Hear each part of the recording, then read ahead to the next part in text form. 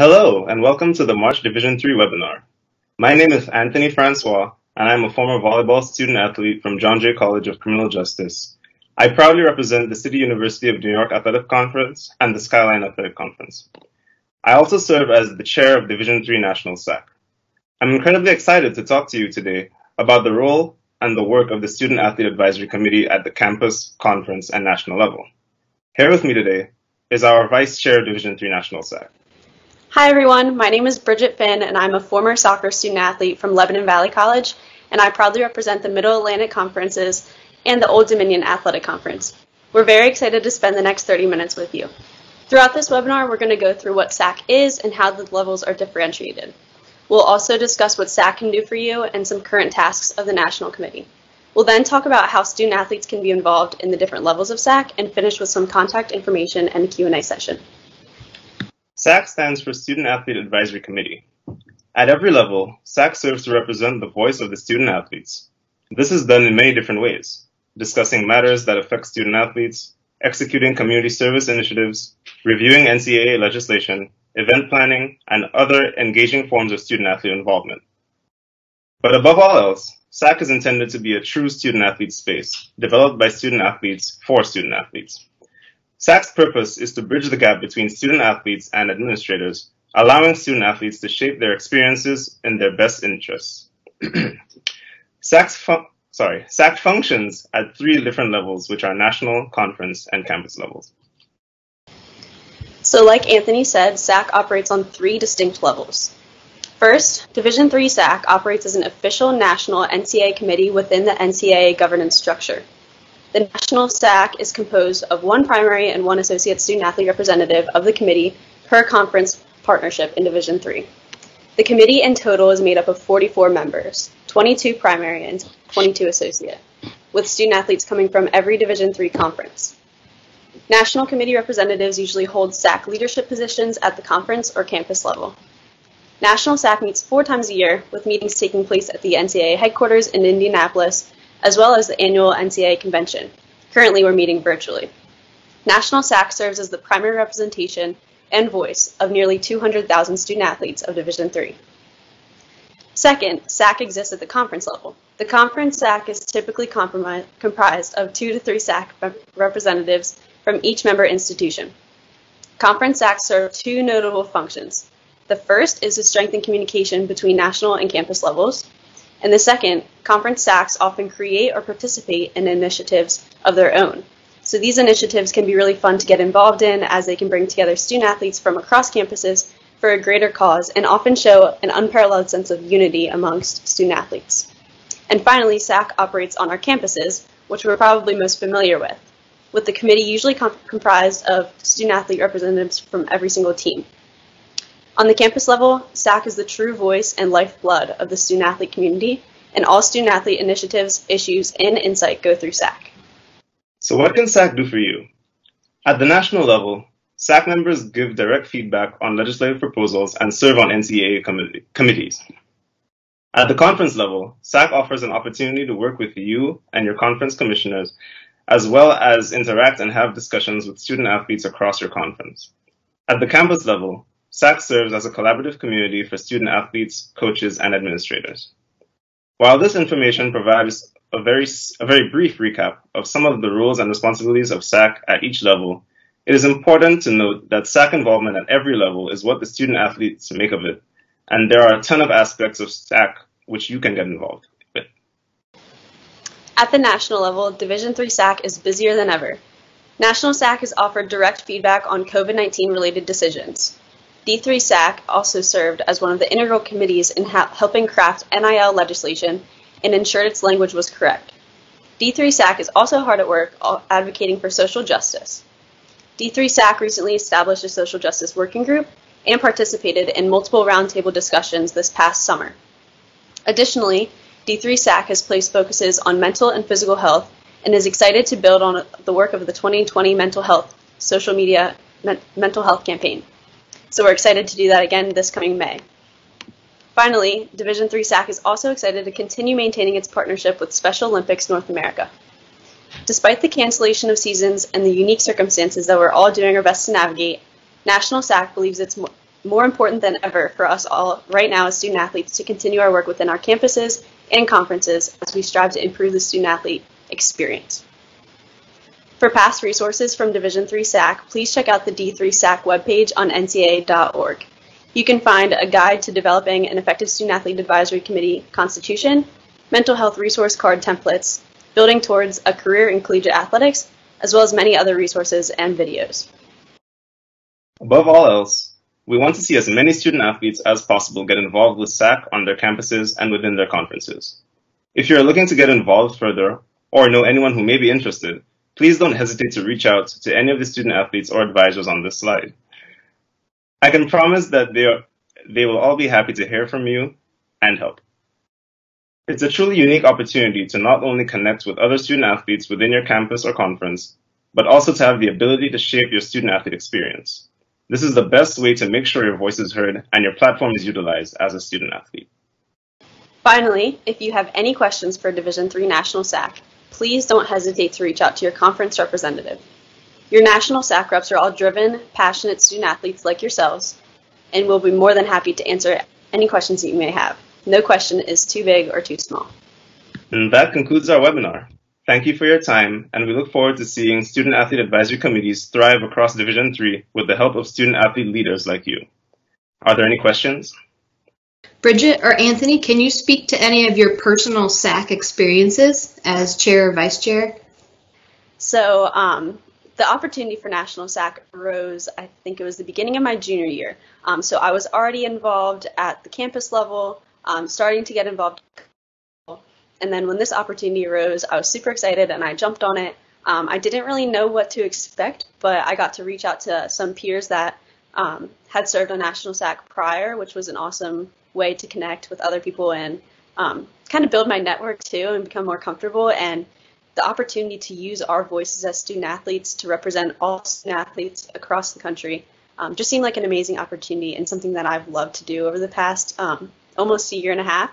So it's just a really cool thing to do to get to know people, network, and then use our voices as student athletes because they carry a lot of weight and it's really special to have that opportunity. Anthony, do you have anything else for that? I agree with you, Bridget.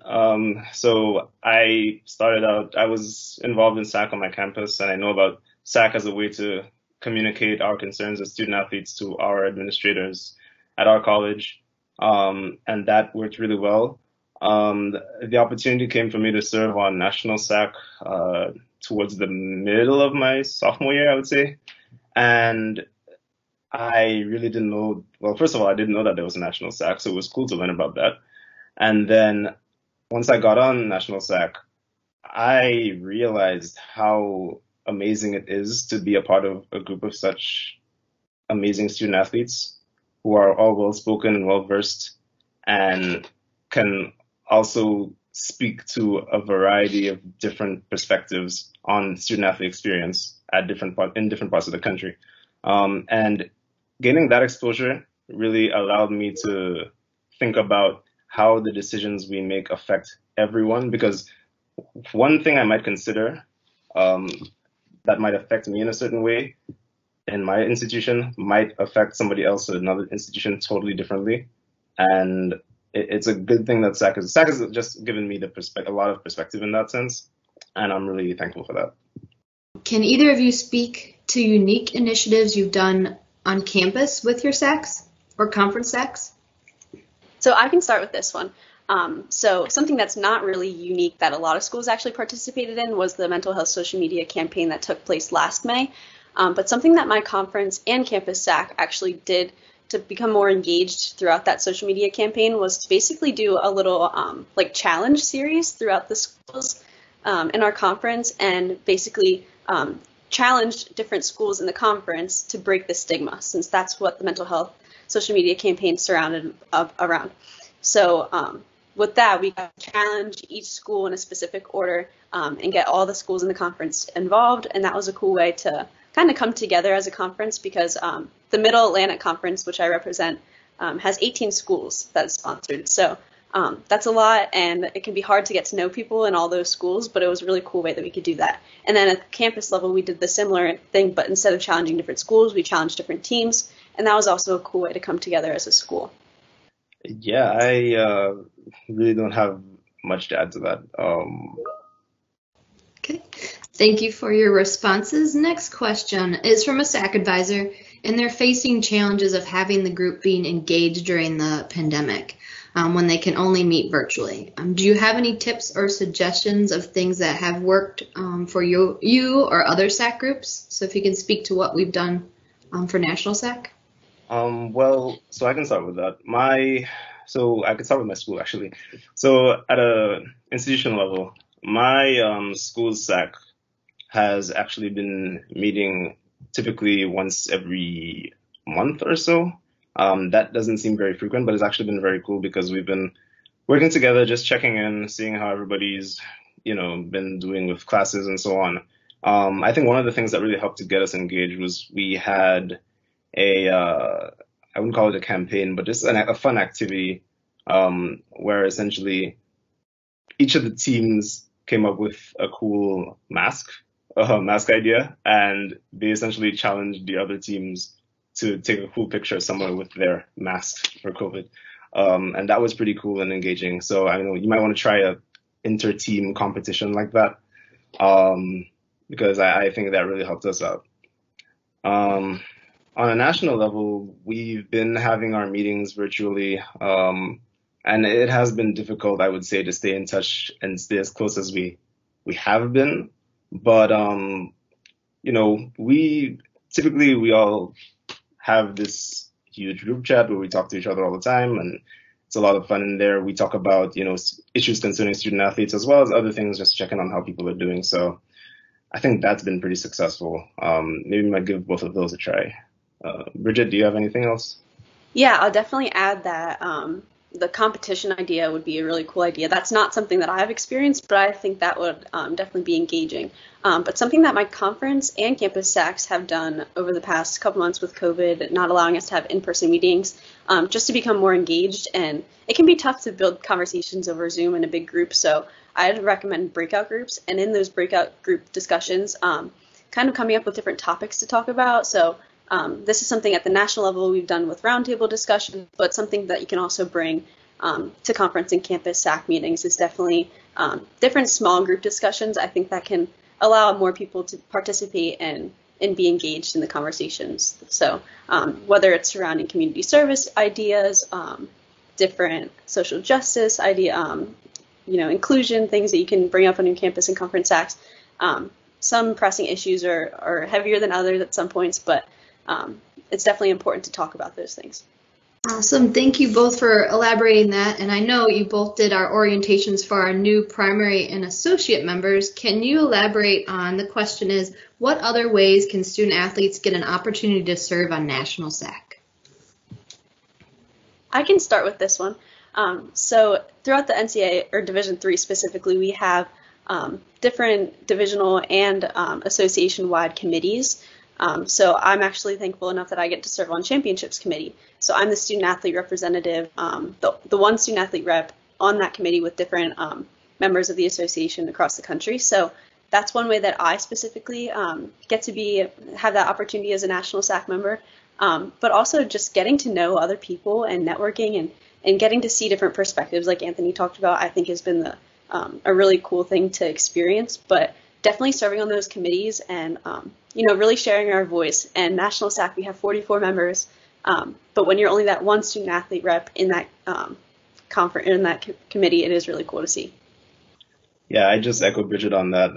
I also serve on the Interpretations and Legislative Committee within the NCAA, and what we do there is we discuss legislature that will be voted on at convention the following year, as well as other legislative, I suppose, issues that come up in between, and we provide our perspective. And I happen to be the only student athlete on that committee, which can be a little intimidating at first, but it's really cool to be there because everybody always wants perspective from the student athlete. Of course, you need to remember, without student athletes, there would be no NCAA. So your voice is very important, and it's important that you take note of the power within that.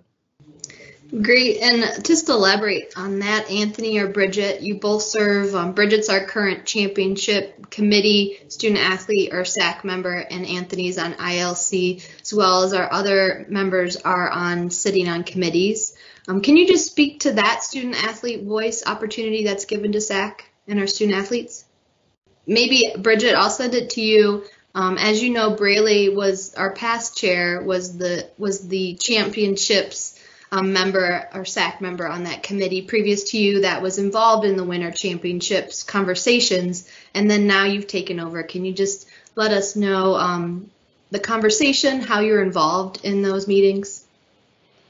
Absolutely. So, I mean, just to start, what a crazier time to enter Championships Committee other than right now with the COVID-19 pandemic and all the crazy cancellations and postponements. So it has been weird to step into a committee at that time, but thankfully with Braley's guidance, I hopped on a call with him right as I figured out that I was going to join Championships Committee and got an inside scoop on what they were already going through with the fall championships and where they were at currently with winter championships. So my first 2 or 3 calls were in the first 2 or 3 weeks that I actually joined the committee, and that is when the decision for winter championships was made. So it was kind of crazy time to jump into that conversation, but I'm really glad that I was able to be there as a student athlete representative. It's really important to keep that perspective in mind. As Anthony said, if it weren't for us, the NCAA really wouldn't be a thing. So having that in mind is always good. But with the set rules and the thresholds already in place, that made it really clear for me to understand why the decision was being made. So it didn't seem as controversial, but it is really disheartening. Obviously, it's nothing that we want to happen, but understanding where the threshold was and all that before I even came in with Braley's guidance really helped. Similarly, our previous SAC rep who served on the ILC was Annabelle Feist, and she really helped in facilitating my transition into the ILC. Of course, over the past year, one of the biggest things that we've been discussing is the issues surrounding name, image, and likeness, and finding ways to ensure that student athletes are able to benefit from the use of their NIL similar to the rest of the student population, and that has led to some really interesting discussions. Some discussions that I'm happy to have been a part of and provide perspective on. And of course, I wouldn't be able to do that without gaining the perspective from my other national SAC members. So, it's just really cool to be a part of all of that. No, thank you both for your insight and sharing your experiences. Next, we're going to shift to how has National SAC's Diversity Inclusion Initiative shifted in the past year?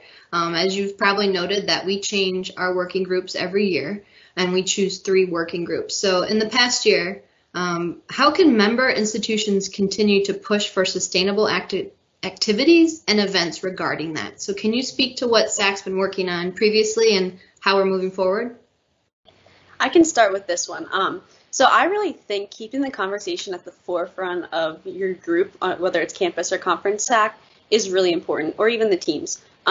If the conversation just goes unnoticed about inclusion on your teams or in SAC, it's really easy to just push that to the side and not talk about it. But when these conversations are brought up, I'd say keeping that as a priority for the team to discuss regularly, I think that really helps make it a priority to your team and show how important it is for not just the current team, but the recruits that are coming in and future members of the teams, always making sure that they're going to feel included. And I think this is a huge priority for National SAC as well. As Ali mentioned, social justice is one of our 3 working groups this year, and it's been really important for us to keep the conversation at the forefront and keep discussing different things that we can do. Anthony, do you want to talk a little bit about Black History Month this past month and what we did for February for social media for D3SAC? Sure. Well, so to begin with, I wouldn't really say that our focus on diversity and inclusion has shifted so much so as it's just been continued and kind of brought more to light. As in, we realize even more the importance of it now, given the events of last year. And one of the things we've done is we've had a fun social media campaign to do with Black History Month. So we celebrated Black History Month essentially by highlighting a few of the student athletes, Black student athletes who are, achieving great things in their schools and their conferences. And yeah, we essentially, that has been the main thing, sharing Black student athletes' stories and on what Black History Month has meant to them. Thanks to both of you for kind of giving some insight on what we have been doing as a national SAC. You've done some great work. Stay tuned for some more information on Special Olympics, what you can do virtually. And I'll just send it over to Bridget and Anthony. And Bridget, if you want to give a little spiel about our mental health social campaign, introduce the theme, this would be a great time. Absolutely. So our 2021 mental health social media campaign will be held from May 3rd through 6th. So there is going to be a theme that represents each day. So it's Monday through Thursday. And that theme will be online on the ncaa.org website. So we'd love for you to check that out. We had really high participation last year with our first annual campaign, which surrounded around the hashtag Break the Stigma. So we're really excited that the Break the Stigma will be continuing. And we will also have a hashtag Don't Sleep on the Stigma. So this is just kind of revolving around how this is going to, it's going to stay up in conversation. It's not going to, something you're going to sleep on, something that you're just going to pass by. This is going to stay present and is a big focus for us. So we're really excited about our second annual mental health social media campaign in May. And with our really high participation across the division last year, we're really looking forward to our campaign this year as well. No, nothing else. Bridget did a great job of covering that. Thank you, Bridget. And all I can say is make sure you participate in that social media campaign. It's going to be a great one.